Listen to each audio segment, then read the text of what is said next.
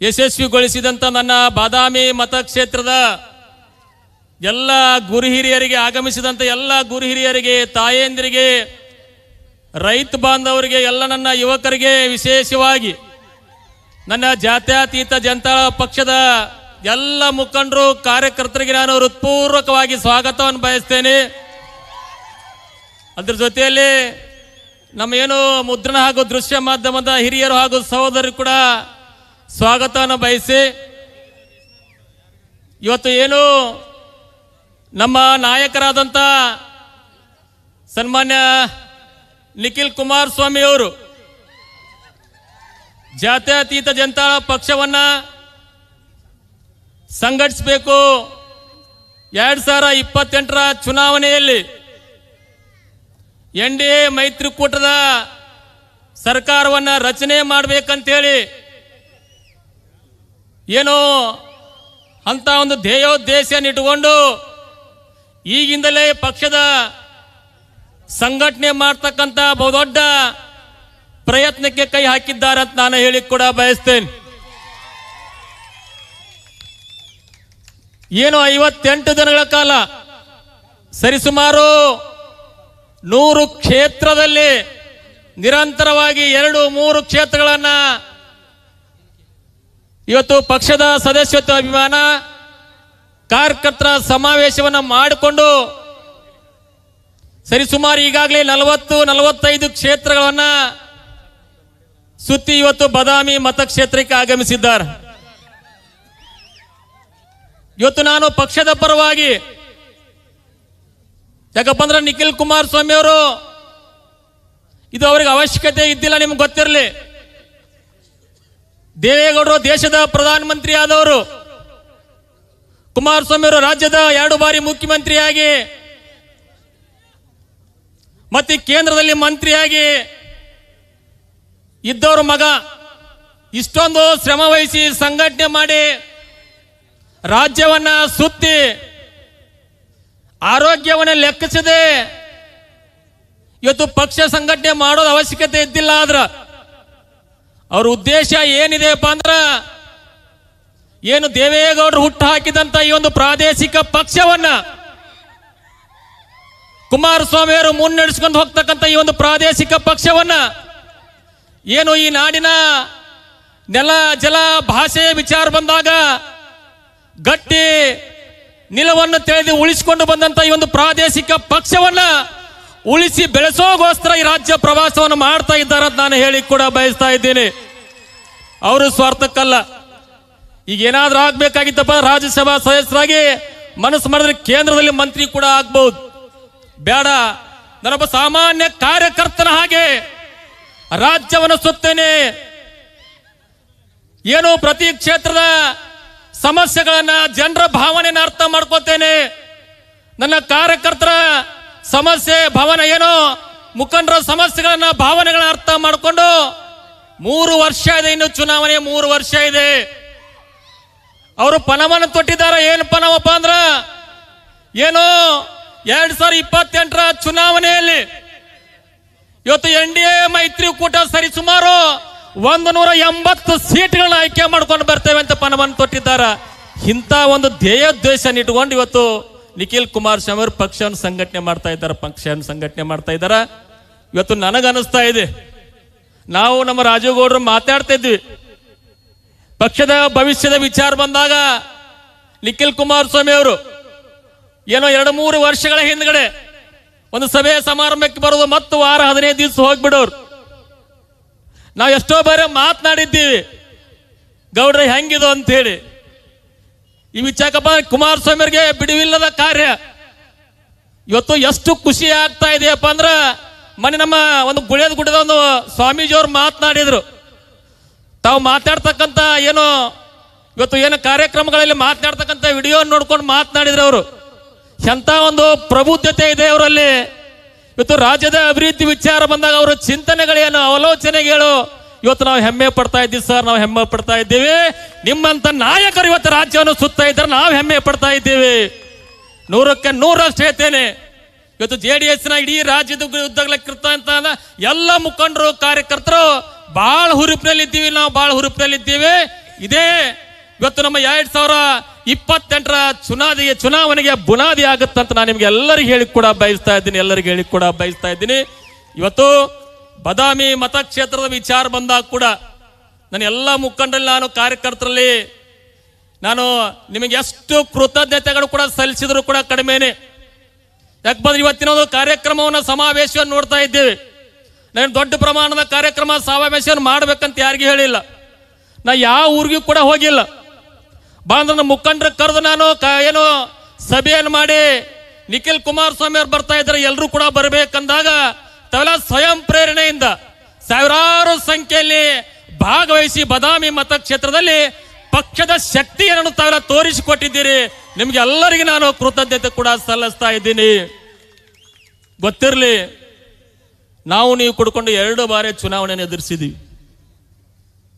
2018ರಲ್ಲಿ ಮತ್ತು 2023ರಲ್ಲಿ. 2018ರಲ್ಲಿ ನಾವು ನೀವು ಸೇರಿಕೊಂಡು ಬದಾಮಿ ಮತಕ್ಷೇತ್ರದ 110 ಹಳ್ಳಿಗಳು, 3 ಪಟ್ಟಣಗಳಿಗೆ ಸರಿಸುಮಾರು 60,000 ಮನೆಗಳಿಗೆ ಭೇಟಿ ಕೊಡೋ ಕೆಲಸ ಮಾಡಿದ್ದೀನಿ. 60,000 ಮನೆಗಳಿಗೆ. ಇದು ನಿರಂತರ 4 ತಿಂಗಳ ಕಾರ್ಯಕ್ರಮ. ಕೊನೆಯ ಗಳಿಗೆ ಒಳಗ ರಾಜಕೀಯ ಬದಲಾವಣೆಯಲ್ಲಿ ನಾವು ಸೋಲನ್ನು ಅನುಭವಿಸಬೇಕಾದ. ಸೋತರೂ ಕೂಡ ನಮ್ಮ ಮುಖಂಡರು, ಕಾರ್ಯಕರ್ತರು ಛಲವನ್ನು ಬಿಡಲಿಲ್ಲ. ಮತ್ತು 2023ರ ಚುನಾವಣೆಯಲ್ಲಿ ಕೂಡ ನಾವು ಗೆದ್ದೇ ತೀರುವಂತ ಹುರುಪಿನಲ್ಲಿ ಕೂಡ ಇದ್ವಿ. ನಮ್ಮ ನಾಯಕರಂತ ಕುಮಾರಸ್ವಾಮಿ ಅವರು ಸ್ವತಃ ಚುನಾವಣೆ ಮುಗಿದ ನಂತರ ಮಾವಿನ ಮರದಲ್ಲಿ ನಿಮ್ಗೆ ಗೆಲ್ತಿದ್ದೀರಿ ಅಂತೇಳಿ ಸ್ವತಃ ಹಲವಾರು ಬಾರಿ ನಮ್ಮ ಜೊತೆ ಮಾತನಾಡಿದ್ರು. ಅದರ ಕೊನೆ ಗಳಿಗೆ ಒಳಗ ನಾವು ಎಷ್ಟೇ ಶ್ರಮ ಪಟ್ಟು ಕೆಲಸ ಮಾಡಿದ್ರು ಕೂಡ ಏನೋ ಒಂದು ರಾಜಕೀಯ ಬದಲಾವಣೆಯಲ್ಲಿ ಏನೋ ಆಗಿರ್ತಕ್ಕಂಥ ಸರ್ಕಾರದ ವೈಫಲ್ಯಗಳ ವಿಚಾರ ಬಂದಾಗ ಇವತ್ತು ಆ ಒಂದು ಸೋಲನ್ನು ಕೂಡ ನಾವು ಅನುಭವಿಸಬೇಕಾದ. ಸೋತರು ಕೂಡ ನನ್ನ ಪಕ್ಷದ ಮುಖಂಡರು, ಕಾರ್ಯಕರ್ತರು ಇವತ್ತು ಧೃತಿ ಗೆಟ್ಟಿಲ್ಲ ಅನ್ನಕ್ಕೆ ಮೊನ್ನೆ ಒಂದು ಲೋಕಸಭಾ ಚುನಾವಣೆ ಇರ್ಬೋದು, ಇವತ್ತಿನ ಸಮಾವೇಶವೇ ಕಾರಣ ಅಂತ ನಾನು ಹೇಳಿ ಕೂಡ ಬಯಸ್ತಾ ಇದ್ದೀನಿ. ಇವತ್ತು ರಾಜ್ಯದಲ್ಲಿ ಭಾರತೀಯ ಜನತಾ ಪಕ್ಷದ ಜೊತೆ ಮೈತ್ರಿ ಮಾಡಿಕೊಂಡ ನಂತರ ಜಿಲ್ಲೆಯಲ್ಲಿ ಕೂಡ ಕಳೆದ ಲೋಕಸಭಾ ಚುನಾವಣೆಯಲ್ಲಿ ನಮ್ಮ ಮುಖಂಡರು, ಕಾರ್ಯಕರ್ತರು ಹೆಮ್ಮೆ ಪಡುವ ರೀತಿಯ ಕೆಲಸ ಮಾಡಿದ್ದೀರಿ. ಸ್ವತಃ ಇದನ್ನು ನಾನು ಹೇಳ್ತಾ ಇಲ್ಲ. ಆಯ್ಕೆಯಾದಂತ ಏನು ನಮ್ಮ ಮೈತ್ರಿ ಪಕ್ಷದ ಅಭ್ಯರ್ಥಿ, NDA ಒಕ್ಕೂಟದ ಅಭ್ಯರ್ಥಿ ಆದಂತ ಗದ್ದಿಗೌಡ ಸಾಹೇಬ್ರೆ ಹಲವಾರು ಸಭೆಯಲ್ಲಿ ಕೂಡ ಹೇಳಿದ್ದುಂಟು, ನಿಮ್ಗೆಲ್ಲರಿಗೂ ಕೂಡ ಗೊತ್ತಿದೆ. ಅಂದ್ರೆ ಜಿಲ್ಲೆಯಲ್ಲಿ, ಅದರಲ್ಲೂ ಬದಾಮಿ ಮತಕ್ಷೇತ್ರದಲ್ಲಿ ಪಕ್ಷದ ಶಕ್ತಿ ಏನಿದೆ ಅಂತ ಕೂಡ ಎಲ್ರಿಗೂ ಕೂಡ ಗೊತ್ತಿದೆ. ಆ ಶಕ್ತಿಯನ್ನು ತುಂಬಿದವ್ರು ಯಾರಪ್ಪ ಅಂದ್ರ ನೀವುಗಳಂತ ನಾನು ಹೇಳಿ ಕೂಡ ಬಯಸ್ತಾ ಇದ್ದೀನಿ. ನೀವುಗಳಂತ ಹೇಳಿ ಈ ಮಾತನ್ನು ಯಾಕೆ ಹೇಳ್ತಾ ಇದ್ದೀನಪ್ಪ ಅಂದ್ರ, ಅಪ್ಪ ಗೊತ್ತಿದೆ ಇವತ್ತಿನ ರಾಜಕಾರಣ, ಕಾರ್ಯಕರ್ತರು ಎಷ್ಟೋ ಶ್ರಮ ವಹಿಸಿ ದುಡಿದಿರ್ತಾರ. ಅವರ ಕೆಲಸ ಕಾರ್ಯಗಳು, ಅವರ ಸಮಸ್ಯೆಗಳು, ಎಷ್ಟೇ ಅವಮಾನಗಳನ್ನ ತೆಗೆದುಕೊಂಡಿದ್ದೀರಿ. ಆದರೂ ಕೂಡ ಛಲಬಡದ ರೀತಿಯೊಳಗ ಇವತ್ತು ಏನು ಹನುಮಂತ ಮಾವಿನ ಮರದನ್ನ ನಾವು ಬದಾಮಿ ಮತಕ್ಷೇತ್ರದಲ್ಲಿ MLA ಮಾಡೇ ತೀರ್ಬೇಕಂತೇಳಿ ಪಣವನ್ನು ತಟ್ಕೊಂಡು ನೀವೇನು ಗಟ್ಟಿಯಾಗಿ ನಿಂತಿದ್ದೀರಾ. ನಿಮ್ಗೆ ಎಷ್ಟು ಕೃತಜ್ಞತೆ ಕೂಡ ಸಲ್ಲಿಸಿದ್ರ ಕಡಿಮೆ ಅಂತ ನಾನು ಹೇಳಿ ಕೂಡ ಬಯಸ್ತೇನೆ. ನಾನು ಎಲ್ಲ ಮುಖಂಡರು ಹೇಳ್ತಾ ಇದ್ದೀನಿ, ಒಂದು ಅವಕಾಶ ಬರ್ತಾ ಇದೆ. ಈಗಾಗಲೇ ನಮ್ಮ ನಾಯಕರಾದಂಥ ಸನ್ಮಾನ್ಯ ನಿಖಿಲ್ ಕುಮಾರಸ್ವಾಮಿ ಇರಬಹುದು, ನಮ್ಮ ನಾಯಕರಾದಂಥ ಮಾಜಿ ಮುಖ್ಯಮಂತ್ರಿ ಸನ್ಮಾನ್ಯ ಕುಮಾರಸ್ವಾಮಿ ಇರಬಹುದು, ಇವತ್ತು ಹೇಳ್ತಾ ಇದ್ದಾರ, ನೀವು ಕಾರ್ಯಕರ್ತರ ಜೊತೆ ಕೂಡ್ಕೊಂಡು ಪಕ್ಷವನ್ನು ಸಂಘಟನೆ ಮಾಡ್ರಿ, ಪ್ರತಿ ಮನೆ ಹೋಗ್ರಿ, ಮನವರಿಕೆ ಮಾಡ್ರಿ, ನಮಗೊಂದು ಅವಕಾಶವನ್ನು ಮಾಡಿಕೊಡ್ರಿ, ನಮ್ಮ ಕಾರ್ಯಕ್ರಮ ಬಗ್ಗೆ ತಿಳಿ ಹೇಳ್ರಿ. ಇವತ್ತು ಎಲ್ಲರ ಮನವೊಲಿಸೋ ಕೆಲಸ ಮಾಡಿ ಪಕ್ಷ ಸಂಘಟನೆ ಮಾಡ್ರಿ, ನಿಮ್ಗೆ ಅವಕಾಶ ಬಂದೇ ಬರ್ತಂತ ಇವತ್ತು ನಮಗೆ ಭರವಸೆನೂ ಕೂಡ ಕೊಟ್ಟಿದ್ದಾರೆ ಅಂತ ನಾನು ಹೇಳಿ ಕೂಡ ಬಯಸ್ತಾ ಇದ್ದೀನಿ. ಈ ಹಿನ್ನೆಲೆ ಒಳಗೆ ನಾನು ಎಲ್ಲ ಮುಖಂಡರು, ಕಾರ್ಯಕರ್ತರಲ್ಲಿ ವಿನಂತಿ ಮಾಡ್ಕೋತಾ ಇದ್ದೀನಿ, ಇನ್ನ 3 ವರ್ಷ ಐತೆ ಸುಮ್ ಕೂಡ ಹೋಗ್ಬೇಡ. ಈ ಬಂದು ನಮ್ಮ ತಾಲೂಕ್ ಪಂಚಾಯತಿ, ಜಿಲ್ಲಾ ಪಂಚಾಯತಿ, ಗ್ರಾಮ ಪಂಚಾಯತಿ, ನಗರಸಭೆ, ಪುರಸಭೆ ಚುನಾವಣೆಗಳು ಬರ್ತಾ ಇದ್ದಾವೆ. ಈಗಿನಿಂದಲೇ ಸಂಘಟನೆ ಪ್ರಾರಂಭ ಆಗ್ಬೇಕು. ನಾ ಹೇಳ್ತಾ ಇರ್ತೀನಿ ನಮ್ಮ ಮುಖಂಡರಿಗೆ, ಕಾರ್ಯಕರ್ತರಿಗೆ, ನೀವು ನಿಮ್ಮ ಮನೆ ಕೆಲಸ ಬಿಟ್ಟು ಏನು ಉಪವಾಸದಿಂದ ಅಡ್ಡಾಡಿ ಎಲ್ಲ ಪಕ್ಷ ಸಂಘಟನೆ ಕೆಲಸ ಮಾಡಿದ್ದೀರಿ ನನ್ನ ಪರವಾಗಿ. ನಾನು ನಿಮ್ಮ ಈ ಒಂದು ಚುನಾವಣೆಯಲ್ಲಿ ನಿಮ್ಮ ಪರವಾಗಿ ನಾ ಕೆಲಸ ಮಾಡಬೇಕಾಗಿದೆ. ಅದಕ್ಕೆ ನಾವು ಸಂಘಟನೆ ಮಾಡೋಣ. ಬರ್ತಕ್ಕಂಥ ಗ್ರಾಮ ಪಂಚಾಯತ್ ಚುನಾವಣೆ ಇರಬಹುದು, ಇವತ್ತು ಜಿಲ್ಲಾ ಪಂಚಾಯತ್ ತಾಲೂಕ್ ಪಂಚಾಯತ್ ಚುನಾವಣೆ ಇರಬಹುದು, ಇವತ್ತು 2 ತಾಲೂಕ್ ಪಂಚಾಯತಿ ಮತ್ತು ಎಲ್ಲ ಜಿಲ್ಲಾ ಪಂಚಾಯತಿ ಮೈತ್ರಿ ಪಕ್ಷ ಜೊತೆಗೂಡಿ ಗೆಲ್ಲೋದರ ಮುಖಾಂತರ ಪಕ್ಷದ ಶಕ್ತಿಯನ್ನು ಹೆಚ್ಚು ಮಾಡ್ಕೊಳ್ಳೋ ಕೆಲಸ ನಮ್ಮೆಲ್ಲರದ್ದು ಆಗ್ಬೇಕಂತ ನಾನು ಹೇಳಿ ಕೂಡ ಬಯಸ್ತಾ ಇದ್ದೀನಿ. ಗ್ರಾಮ ಪಂಚಾಯತಿ ಚುನಾವಣೆಗಳನ್ನು ನಮ್ಮ ಮೊನ್ನೆ ಸಭೆಯಲ್ಲಿ ಕೂಡ ಹೇಳಿದೆ. ಇವತ್ತು ಪ್ರತಿಯೊಂದು ಗ್ರಾಮದಲ್ಲಿ ನಮ್ಮೆಲ್ಲ ಮುಖಂಡರು ಕಾರ್ಯಕರ್ತರು ಕೊಡ್ಕೊಂಡು ಗ್ರಾಮ ಪಂಚಾಯತ್ ಚುನಾವಣೆ ಎದುರಿಸ್ರೆ ಪಕ್ಷಕ್ಕೆ ಕೂಡ ಒಂದು ಶಕ್ತಿ ಬರ್ತಂತ ನಾನು ಹೇಳಿದೆ. ಈ ಎಲ್ಲ ವಿಚಾರಗಳಿಗೆ ಇಚ್ಚಿಕೊಂಡು ನಾವಿವತ್ತು ಸಂಘಟನೆ ಮಾಡಬೇಕಾಗಿದೆ. ಈ ಮಾತನ್ನು ಯಾಕೆ ಹೇಳ್ತಾ ಇದ್ದೀನಪ್ಪ ಅಂದ್ರ, ಸ್ಥಳೀಯ ಸಂಸ್ಥೆಯ ಚುನಾವಣೆ ಎಷ್ಟೊಂದು ಅವಶ್ಯಕತೆ ಇದ್ದಾವಪ್ಪ ಅಂದ್ರ, ಇವತ್ತು ನಿಮ್ಮ ಎದುರಿಗೆ ನಿಂತ ಹನುಮಂತ ಮಾವಿನ ಮರದ ಒಬ್ಬ ಗ್ರಾಮ ಪಂಚಾಯತ್ ಸದಸ್ಯನ ಆಗೋದ್ರ ಮುಖಾಂತರ ಇವತ್ತು ರಾಜಕಾರಣಕ್ಕೆ ಬಂದಿದ್ದೀನಿ ಅಂತ ನಾನು ಹೇಳಿ ಕೂಡ ಬಯಸ್ತಾ ಇದ್ದೀನಿ. ಗ್ರಾಮ ಪಂಚಾಯತ್ ಸದಸ್ಯನಾಗೋದ್ರ ಮುಖಾಂತರ ಜನರ ಮಧ್ಯೆ ಇದ್ಕೊಂಡು ಅವ್ರ ಸಮಸ್ಯೆಗಳನ್ನ ಅರ್ಥ ಮಾಡ್ಕೊಂಡು ಅವ್ರ ಪರವಾಗಿ ಹೋರಾಟ ಮಾಡಿಕೊಂಡು ನನ್ನ ಕೈಲಾದ ಮಟ್ಟಿಗೆ ಕೆಲಸ ಕಾರ್ಯಗಳು ಮಾಡಿಕೊಂಡು ಇವತ್ತು ಇಲ್ಲಿವರೆಗೆ ಬಂದಿದ್ದೇನೆ. ನನಗೆ ಯಾವುದೂ ರಾಜಕೀಯ ಹಿನ್ನೆಲೆ ಕೂಡ ಇಲ್ಲ.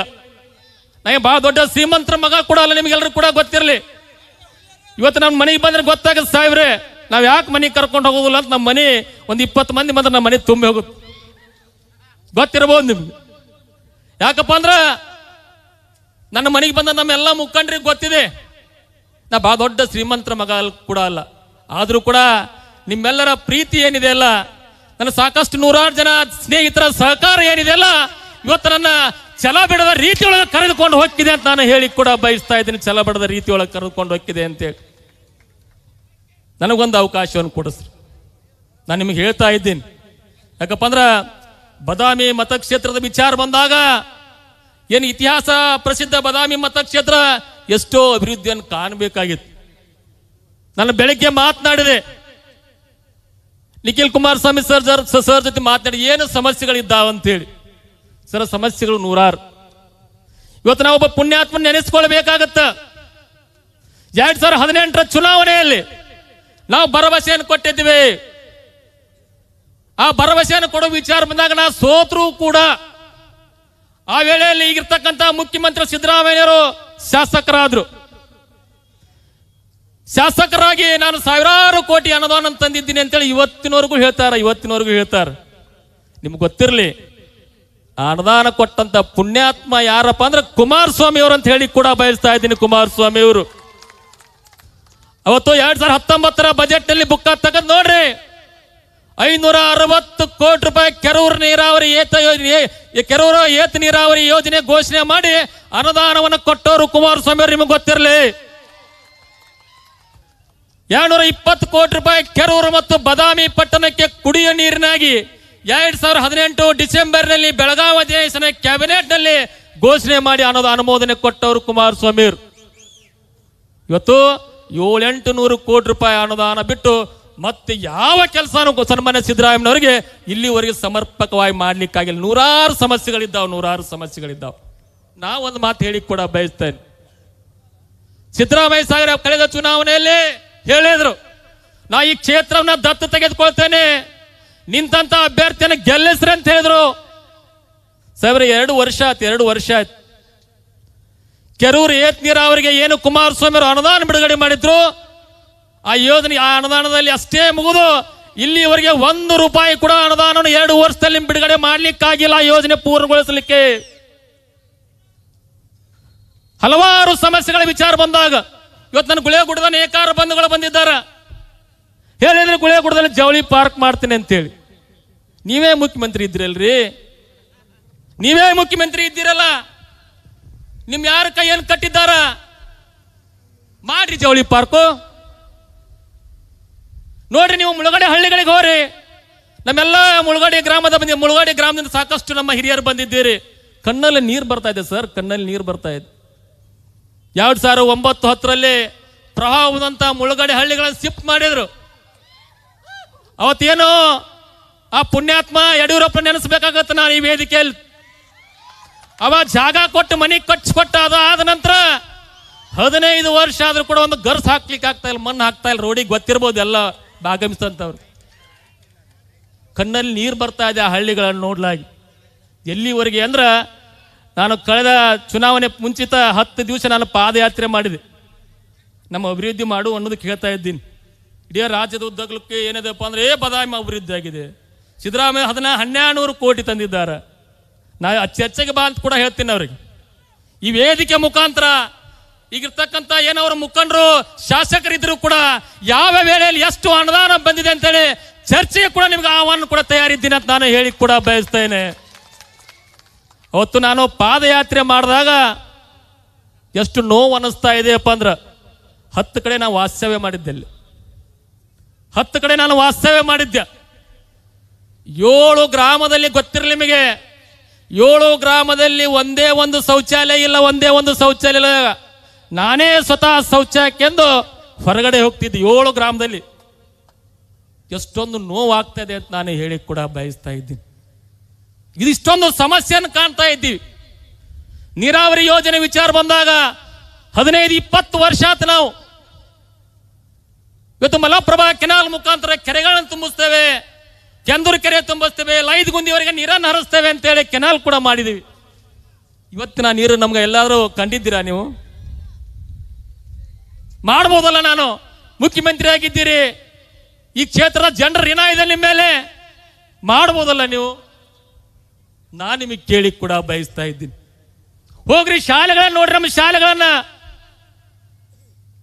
ಇವತ್ತು ಬದಾಮಿ ಮತಕ್ಷೇತ್ರ ಎಲ್ಲ ಶಾಲೆ ವ್ಯವಸ್ಥೆಯನ್ನು ನೋಡ್ತಾ ಇದ್ದೀವಿ. ನಾನು ಗೋನ್ಕೊಪ್ಪಕ್ಕೆ ಹೋಗಿದ್ದೆ, ಬಂದಿರ್ಬೇಕು. ನಾನು ಗೋನ್ಕೊಪ್ಪದವ್ರಿಲ್ಲ. ಒಂದು ರೂಮ್ನಲ್ಲಿ 80 ಮಕ್ಕಳು ಕೂಡ್ತಾರೆ, 80 ಮಕ್ಕಳು. ನನ್ನ ಸಿರ್ಬಡಿ ಏನೋ ಬೀನೂರು ತಳಕವಾಡ ಗ್ರಾಮದವ್ರು ಬಂದಿರ್ಬೇಕು.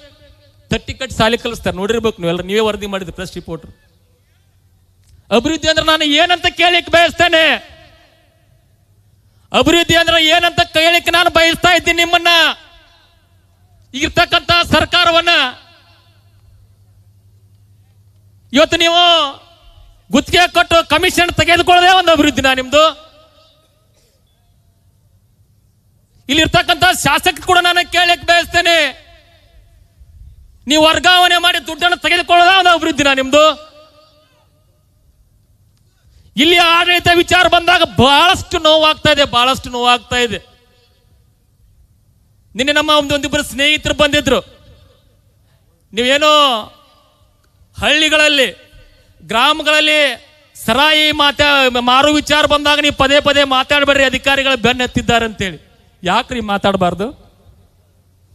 ಯಾಕ್ರಿ ಮಾತಾಡಬಾರ್ದು ಅಂತ ನಾವು ವೇದಿಕೆ ಮುಖಾಂತರ ಕೇಳಕ್ ಬಯಸ್ತೇನೆ. ಸರ್ಕಾರದ ಕಾಯ್ದೆ ಪ್ರಕಾರ, ಕಾನೂನು ಪ್ರಕಾರ ಮಾರ್ರಿ. ಪ್ರತಿ ಹಳ್ಳಿಗಳಲ್ಲಿ ಇವತ್ತು ನಮ್ಮ ಗುಳೇದಗುಡ್ಡದ PSC ಅವರು ಇಲ್ಲೇ ಇರಬೇಕು. ಕಳೆದ 4-5 ದಿವಸಗಳ ಹಿಂದ್ಗಡೆ ಗುಳೇದಗುಡ್ಡದ 50 ಮಂದಿ ಹೆಣ್ಣುಮಕ್ಕಳು, ಅದರಲ್ಲೂ ಕೂಡ ನನ್ನ ಮುಸ್ಲಿಂ ಸಮಾಜದ ಹೆಣ್ಣು ಮಕ್ಕಳು ಸೇರಿ 50 ಮಂದಿ ಹೆಣ್ಣು ಮಕ್ಕಳು ಬಂದು ಗುಳೇದಗುಡ್ಡ ಪೊಲೀಸ್ ಸ್ಟೇಷನ್ದಲ್ಲಿ ಸ್ಟ್ರೈಕ್ ಅನ್ನು ಕೂತಿದ್ರು. ಸರಾಯಿ ಮಾರ್ತಾ ಇದ್ದಲ್ಲ, ನಮ್ಮ ಓಣಿಯಲ್ಲಿ ಬಂದ್ ಮಾಡ್ರಿ ಅಂತೇಳಿ. ಪ್ರತಿ ಗ್ರಾಮದಲ್ಲಿ ಸರಾಯಿ ಅಡ್ಡಗಳು ಪ್ರಾರಂಭ ಆಗಿದ್ದಾವೆ ಈಗ. ಇದು ನಿಮ್ಮ ಆಡಳಿತ ವೈಖರಿನ? ಗುತ್ತಿಗೆದಾರದ ವಿಚಾರ ಮಾಡ್ರಿ, ನಿಮಗೆ ಗೊತ್ತಿರಲಿ. ಮೊನ್ನೆ ಒಬ್ಬ ನಾವು ಗುತ್ತಿಗೆದಾರ ಕೇಳಿದೆ. ಈ ಮಾತನ್ನು ಯಾಕೆ ಹೇಳ್ತಾ ಇದ್ದೀನಪ್ಪ ಅಂದ್ರೆ, ಇವ್ರು ಹಿಂದಿನ ಸರ್ಕಾರ ಕೇಳಿದ್ರು 48% ಸರ್ಕಾರ, 48% ಸರ್ಕಾರ ಅಂತೇಳಿ. ಈ ಕಾಂಗ್ರೆಸ್ ಮುಖಂಡರು ಹೇಳ್ತಾರ 60% ಬಂದಿದೆ ಅಂತೇಳಿ. 60% ಗುತ್ತಿಗೆದಲ್ಲಿ 60% ಕಮಿಷನ್ ತೆಗೆದುಕೊಳ್ತಾ ಇರ್ತಕ್ಕಂಥ ರಾಜ್ಯ ಸರ್ಕಾರ. ನಾ ಇನ್ನೂ ಬಹಳಷ್ಟು ಮಾತಾಡ್ಬೋದು, ನಮ್ಮ ಮುಖಂಡರು ಮಾತಲ್ಲಿ. ಯಾಕಪ್ಪ ಅಂದ್ರ ಇವತ್ತು ನಾನು ಹೇಳಿದೆ, ಸಿದ್ದರಾಮಯ್ಯ ವಿಚಾರ ಬಂದಾಗ ಬಹಳ ಗೌರವ ಇಟ್ಕೊಂಡವ್ರು ನಾವು. ನನ್ನ ರಾಜಕಾರಣ ಜನತಾದಳ ಮುಖಾಂತರ ಪ್ರಾರಂಭ ಆದ್ರೂ ಕೂಡ ನಾನು ಅಹಿಂದ ಸಂಘಟನೆಯಲ್ಲಿ ಗುರುತಿಸ್ಕೊಂಡು ಜಿಲ್ಲಾ ಪಂಚಾಯತ್ ಸದಸ್ಯನಾಗಿ ಆ ಎಲ್ಲ ಸಮಾಜ ಜೊತೆ ಅನ್ಯೋನ್ಯತೆ ಅಂತ ಬೆಳೆದ್ಕೊಂಡು ಬಂದವ್ರು. ನನಗೆ ಜಾತಿ ಗೊತ್ತಿಲ್ಲ, ಹನುಮಂತ ನಿಮಗೆ ಗೊತ್ತಿರಲಿ. ಒಂದೇ ಚುನಾವಣೆ ತಪ್ಪು ತಿಳ್ಕೊಬೇಡ್ರಿ. ನಮ್ಮ ಸಮಾಜದಲ್ಲಿ ಯಾರಾದ್ರು ಬೈದ್ರ, ನನ್ನ ಸಮಾಜದ ಹಿರಿಯರು ಸಭೆ ಮಾಡಕ್ ಜಾಗ ಕೊಟ್ಟಿಲ್ಲ ಬಾದಾಮಿಯಲ್ಲಿ, ನಿಮಗೆ ಗೊತ್ತಿರಲಿಲ್ಲ. ಒಂದೇ ಚುನಾವಣೆಯಲ್ಲಿ ಬೇರೆ ಬೇರೆ ಸಮಾಜದ ಸಣ್ಣ ಸಮಾಜದ ಬಂಧುಗಳು, ಎಲ್ಲ ಸಮಾಜದ ಬಂಧುಗಳನ್ನ ಬೆಳೆಸ್ತಾ ಇದ್ದಾರ. ಆದ್ರೆ ಮೊನ್ನೆ ಚುನಾವಣೆಯಲ್ಲಿ ಸ್ವತಃ ಅವ್ರು ಬಂದು ನಮ್ಮ ವಿದ್ಯಾಪ ಬೆಳೀತಾ ಇದ್ದೀವಿ ಅಂತ ನಿನ್ನ ಜೊತೆ ಇರ್ತೀವಿ ಅಂತೇಳಿ ಬಹಳ ಅಭಿಮಾನದಿಂದ ಮತ್ತೆ ನನ್ನ ಬೆಳೆಸೋ ಕೆಲಸ ಅವರು ಕೂಡ ಮಾಡಿದ್ದಾರೆ ಅಂತ ನಾನು ಹೇಳಿ ಕೂಡ ಬಯಸ್ತಾ ಇದ್ದೀನಿ. ಈ ಹಿನ್ನೆಲೆ ಒಳಗ ನನ್ನ ಎಲ್ಲ ಮುಖಂಡರು, ಕಾರ್ಯಕರ್ತರು, ನಾ ಇನ್ನೂ ಬಹಳಷ್ಟು ಮಾತಾಡ್ಬೇಕಂತ ವಿಚಾರ ಇತ್ತು. ಟೈಮ್ ಕೂಡ ಭಾಳ ಇದೆ. ನಮ್ಮೆಲ್ಲ ಮುಖಂಡರು ಮಾತಾಡಬೇಕು. ಆ ಹಿನ್ನೆಲೆ ಒಳಗೆ ನಾನೆಲ್ಲ ಮುಖಂಡರು ಕಾರ್ಯಕರ್ತರೆಲ್ಲ ಕಳಕಳೆಯ ವಿನಂತಿಯನ್ನು ಮಾಡ್ಕೋತೇನೆ, ನಮ್ಮ ಸಂಘಟನೆ ಈಗಿಂದ ಪ್ರಾರಂಭ ಆಗಲಿ. ನಾನು ನಿಖಿಲ್ ಕುಮಾರಸ್ವಾಮಿ ಸರ್ಗೆ ನಾನು ಮಾತು ಕೊಡ್ತಾ ಇದ್ದೀನಿ. ರಾಜುಗೌಡರು ಹೇಳಿದ್ದಾರೆ, ನಾವು 1 ಲಕ್ಷ ನಾನು ಸದಸ್ಯತ್ವ ನೋಂದಣಿ ಮಾಡಿಸ್ತೇನೆ ಅಂತೇಳಿ. ಅವರಿಗೆ ನಮ್ಗೆ ಕಾಂಪಿಟೇಷನ್ ಆಗ್ಬೇಕು, ನಿಮ್ಗೆ ತಲೆ ಗೊತ್ತಿರಲಿ. ಇವತ್ತು ನನ್ನ ಮುಖಂಡರು ಮುಂದಿನ ದಿನಮಾನದಲ್ಲಿ ನಿಮ್ಮ ಮನಿ ಮಗ, ನಿಮ್ಮ ಸಹೋದರ ಹನುಮಂತ ಮಾವಿನ ಮರದ ಬದಾಮಿ ಮತಕ್ಷೇತ್ರದಲ್ಲಿ ಶಾಸಕ ಆಗಬೇಕಾಗಿತ್ತಪ್ಪ ಅಂದ್ರೆ 1 ಲಕ್ಷ ಜನ ನೀವು ಸದಸ್ಯತ್ವ ಮಾಡಿಸ್ಬೇಕಂತ ನಿಮ್ಮ ಕಳಕಳಿಯ ನಾವು ವಿನಂತಿ ಮಾಡ್ಕೋತೀನಿ. ಈ ಪ್ರಕ್ರಿಯೆಗೆ ಚಾಲನೆ ಕೊಡೋಣ. ಬರ್ತೇನೆ, ನಾ ಎಲ್ಲ ಗ್ರಾಮಗಳಿಗೆ ಬರ್ತೇನೆ, ಎಲ್ಲ ಪಂಚಾಯತ್ಗಳು ಬರ್ತೇನೆ, ನಿಮ್ಮ ಜೊತೆ ಇರ್ತೇನೆ. ಮನೆಗೆ ಹೋಗೋಣ. ನಾವೊಂದು ಏನೋ ಪಕ್ಷದ ವತಿಯಿಂದ ಎಲ್ಲ ನಮ್ಮ ಕಾರ್ಯಕ್ರಮಗಳ ಯೋಜನೆಗಳನ್ನು ಏನು ಕೊಟ್ಟಿದ್ದಾರೆ ದೇವೇಗೌಡರು, ಕುಮಾರಸ್ವಾಮಿ ಅವರು ಅಧಿಕಾರ ಅವಧಿಯಲ್ಲಿ ಅಂತೇಳಿ ಮನೆ ತಲುಪಿಸೋಣ. ನಾವು ಏನು ಮಾಡ್ತೀವಿ ಅಂತೇಳಿ ಪ್ರತಿ ಮನೆಗೆ ಹೋಗಿ ಹೇಳೋಣ, ನಮ್ಮ ಪಕ್ಷದ ಸದಸ್ಯರಾಗಿರಿ, ನಮಗೆ ಆಶೀರ್ವಾದ ಮಾಡ್ರಿ, ನಮ್ಮ ಜೊತೆ ಇರ್ರಿ ಅಂತೇಳಿ ವಿನಂತಿ ಮಾಡ್ಕೊಂಡು ಅವ್ರ ಸದಸ್ಯರನ್ನು ಮಾಡ್ಕೊಂಬರೋಣ. ಆ ಕೆಲಸ ನಮ್ಮೆಲ್ಲ ಮುಖಂಡರು ಕಾರ್ಯಕರ್ತರು ಮಾಡಬೇಕಂತ ನಿಮ್ಮಲ್ಲಿ ಕಳಕಳೆಯ ವಿನಂತಿಯನ್ನು ನಾನು ಮಾಡಿಕೊಂಡು, ಇವತ್ತೇನೋ ಸಂಘಟನೆ ಹಿತದೃಷ್ಟಿಯಿಂದ ನಮ್ಮೆಲ್ಲ ತಾಲೂಕು ಅಧ್ಯಕ್ಷರು ಮತ್ತು ಯುವ ಘಟಕದ ಅಧ್ಯಕ್ಷರು, ನಗರ ಘಟಕದ ಅಧ್ಯಕ್ಷರು ಕೂಡ ಬದಲಾವಣೆ ಮಾಡಬೇಕಂತೇಳಿ ನಮ್ಮ ರಾಜ್ಯ ನಾಯಕರ ಒಪ್ಪಿಗೆಯನ್ನು ತೆಗೆದುಕೊಂಡು ನಮ್ಮ ಮುಖಂಡರ ಜೊತೆ ನಾನು ಚರ್ಚೆ ಮಾಡಿಕೊಂಡು ಅವರನ್ನು ಕೂಡ ಬದಲಾವಣೆ ಮಾಡಿ ಅವ್ರನ್ನ ಸಂಘಟನೆಗೆ ಅಣಿ ಮಾಡಿಕೊಡ್ತಾ ಇದ್ದೀವಿ.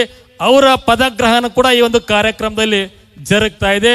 ಹೀಗಾಗಿ ಸಂಘಟನೆಯ ದೃಷ್ಟಿಯಿಂದ ಈಗಿನಿಂದ ನಮ್ಮೆಲ್ಲರ ಕೆಲಸ ಪ್ರಾರಂಭ ಆಗಬೇಕಂತೇಳಿ ನಿಮ್ಮಲ್ಲಿ ನಾನು ಕಳಕಳಿಯ ವಿನಂತಿಯನ್ನು ಮಾಡಿಕೊಂಡು ಇವತ್ತಿನ ಸಮಾವೇಶಕ್ಕೆ ಬಂದು ನಮ್ಮ ಒಂದು ಸಂಘಟನೆಯ ಕಾರ್ಯಕ್ರಮಕ್ಕೆ ಚಾಲನೆ ಕೊಟ್ಟು ನಮಗೊಂದು ಬಹಳ ದೊಡ್ಡ ಶಕ್ತಿಯನ್ನು ತುಂಬಿ, ಹುರುಪನ್ನು ತುಂಬಿ ಸದಾ ನಮ್ಮ ಜೊತೆ ಇರ್ತೀನಿ ಅಂತೇಳಿ ನಿಖಿಲ್ ಕುಮಾರಸ್ವಾಮಿ ಅವರು ಹೇಳಿದ್ದಾರೆ. ಅವರಿಗೆ ಮತ್ತೊಮ್ಮೆ ನಾನು ಈ ಒಂದು ಕಾರ್ಯಕ್ರಮಕ್ಕೆ ಸ್ವಾಗತವನ್ನು ಕೋರಿ, ನನ್ನ ಎಲ್ಲ ವೇದಿಕೆ ಮೇಲೆ ಇರ್ತಕ್ಕಂಥ ಎಲ್ಲ ನಮ್ಮ ಮುಖಂಡರಿಗೆ ಸ್ವಾಗತವನ್ನು ಕೋರಿ ನನ್ನ ಮಾತುಗಳನ್ನು ನಾನು ಮುಗಿಸ್ತಾ ಇದ್ದೀನಿ.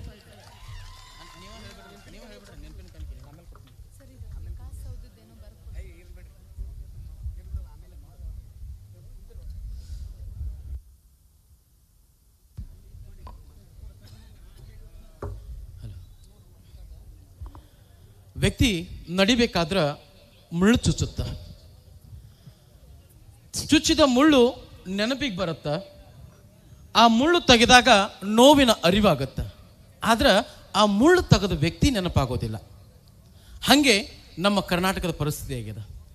ಇಷ್ಟೊತ್ತು ಅವರ ಮಾತುಗಳಲ್ಲಿ ನಾವು ಕಾಣ ಬಯಸಿದ್ದೇನಪ್ಪ ಅಂತಂದ್ರೆ, ಮಾಡಿದ್ಯಾರು, ಅನುಭವಿಸ್ತಿರೋರು ಯಾರು, ಹೆಸರು ಗಳಿಸ್ತಿರೋರು ಯಾರು.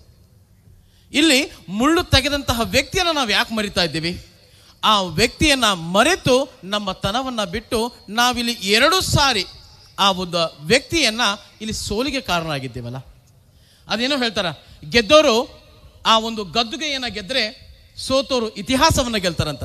2 ಸಾರಿ ಸೋತಿದೀವಪ್ಪ ಅಂತಂದ್ರೆ ಎಂತಹ ಇತಿಹಾಸ ನಾವು ಗೆಲ್ತಿರ್ಬೇಕು. ಹಂಗಿದ್ರ ಅಂತಹ ಇತಿಹಾಸವನ್ನ ಬದಲಿಸಬೇಕು, ಇತಿಹಾಸಕ್ಕೆ ನಮ್ಮದೇ ಆಗಿರ್ತಕ್ಕಂಥ ಸವಾಲನ್ನು ನೀಡಬೇಕಂತೇಳಿ ಈ ಒಂದು ಬದಾಮಿ ಮತಕ್ಷೇತ್ರ ನಮ್ಮ ಹನುಮಂತನ ಮಾವಿನ ಮರದ ನೇತೃತ್ವ